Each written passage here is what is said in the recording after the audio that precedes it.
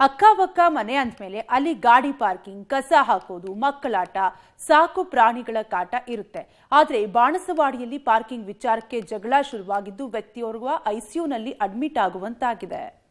Parking ವಿಚಾರಕ್ಕೆ ಅಕ್ಕಪಕ್ಕ ಮನೆಯವರ ಗಲಾಟೆ. ಬೈಕ್ ಪಾರ್ಕ್ ಪ್ರಶ್ನಿಸಿದ್ದಕ್ಕೆ ಬಿತ್ತು ಏಟು. ಹೆಲ್ಮೆಟ್ನಲ್ಲಿ ಹಲ್ಲೆ, ಪ್ರಜ್ಞೆ ತಪ್ಪಿ ಬಿದ್ದ ವ್ಯಕ್ತಿ. ಅಕ್ಕಪಕ್ಕದ ಮನೆಯವರು ಅಂದ್ಮೇಲೆ ಹೊಂದಾಣಿಕೆಯಲ್ಲಿ ಜೀವನ ಮಾಡಬೇಕು. ಅಕ್ಕಪಕ್ಕ ಅಂದ್ಮೇಲೆ ಅಲ್ಲಿ ಗಾಡಿ ಪಾರ್ಕಿಂಗ್, ಕಸ ಹಾಕೋದು, ಮಕ್ಕಳಾಟ, ಪೆಟ್ಗಳ ಕಾಟಗಳು ಕಾಮನ್. ಈ ವಿಚಾರಗಳಲ್ಲಿ ಸಣ್ಣ ಪುಟ್ಟ ಜಗಳ ಆಗೋದು ಕಾಮನ್. ಆದರೆ ಬೆಂಗಳೂರಿನಲ್ಲಿ ಪಾರ್ಕಿಂಗ್ ವಿಚಾರಕ್ಕೆ ಶುರುವಾಗಿದ್ದ ಜಗಳ ವ್ಯಕ್ತಿಯೋರ್ವನನ್ನ ಐಸಿಯುನಲ್ಲಿ ಅಡ್ಮಿಟ್ ಆಗುವಂತೆ ಮಾಡಿದೆ. ಈ ಸಿಸಿಟಿವಿ ಒಮ್ಮೆ ಗಮನಿಸಿ. ವೈಟ್ ಟಿ ಶರ್ಟ್ನಲ್ಲಿರೋ ಈ ವ್ಯಕ್ತಿಯೇ ಐಸಿಯುನಲ್ಲಿ ಚಿಕಿತ್ಸೆ ಪಡಿತಿರೋದು.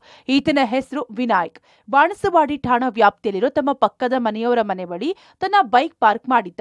ಆ ಬಗ್ಗೆ ಪಕ್ಕದ ಮನೆಯವನಾದ ಬ್ಲಾಕ್ ಶರ್ಟ್ನಲ್ಲಿರೋ ವ್ಯಕ್ತಿ ವಿನಾಯಕ್ನನ್ನ ಪ್ರಶ್ನೆ ಮಾಡಿದ್ದಾನೆ. ಇಷ್ಟಕ್ಕೆ ಇಬ್ಬರ ಮಧ್ಯೆ ಮಾತಿಗೆ ಮಾತು ಬೆಳೆದಿದೆ. ಈ ವೇಳೆ ಎಂಟ್ರಿ ಕೊಟ್ಟಿದ್ದ ಎದುರುಗಡೆ ಮನೆಯ ಮತ್ತೋರ್ವ ವ್ಯಕ್ತಿ ವಿನಾಯಕ್ ಮೇಲೆ ಹಲ್ಲೆ ಮಾಡೋಕೆ ಮುಂದಾಗ್ತಾನೆ. ಪಕ್ಕದ ಮನೆಯವ ಹಾಗೂ ಎದುರುಗಡೆ ಮನೆಯವ ಇಬ್ಬರು ಸೇರಿ ವಿನಾಯಕ್ ಮೇಲೆ ಹಲ್ಲೆ ಮಾಡ್ತಾರೆ. ಸ್ಥಳೀಯರು ಜಗಳ ಬಿಡಿಸೋಕೆ ಪ್ರಯತ್ನ ಪಡ್ತಾರೆ. ಜಗಳದ ಭರದಲ್ಲಿ ಜೋರಾಗಿ ವಿನಾಯಕ್ನ ತಳ್ಳಿ ಬಿಡ್ತಾರೆ. ತಳ್ಳಿದ ಎಫೆಕ್ಟ್ಗೆ ವಿನಾಯಕ್ ರಸ್ತೆ ಮೇಲೆ ಬಿದ್ದು ತಲೆ ಭಾಗಕ್ಕೆ ಗಾಯವಾಗಿ ಪ್ರಜ್ಞೆ ತಪ್ಪಿದ್ದಾನೆ. ಪ್ರಜ್ಞೆ ತಪ್ಪಿದ ವಿನಾಯಕ್ನನ್ನ ಎದ್ದೇಳಿಸೋಕೆ ಟ್ರೈ ಮಾಡ್ತಾರೆ. ಆದ್ರೆ ವಿನಾಯಕ್ಗೆ ಎಚ್ಚರ ಆಗೋಲ್ಲ.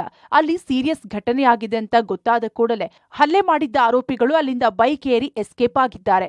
ಸದ್ಯ ಗಾಯಾಳು ವಿನಾಯಕ್ನನ್ನ ಖಾಸಗಿ ಆಸ್ಪತ್ರೆಗೆ ದಾಖಲಿಸಿದ್ದು ಐಸಿಯುನಲ್ಲಿ ಚಿಕಿತ್ಸೆ ನೀಡಲಾಗ್ತಿದೆ. ಆತನ ಕಂಡೀಷನ್ ಕ್ರಿಟಿಕಲ್ ಇದ್ದು ಈ ಸಂಬಂಧ ಪ್ರಕರಣ ದಾಖಲಿಸಿಕೊಳ್ತಿರೋ ಬಾಣಸವಾಡಿ ಪೊಲೀಸರು ತನಿಖೆ ನಡೆಸುತ್ತಿದ್ದಾರೆ. ತನಿಖೆ ನಂತರವೇ ಅಸಲಿ ವಿಷಯ ಹೊರಬರಬೇಕು. Narasimhamurthy, Gavinagamangala, crime bureau, public TV, Bengaluru.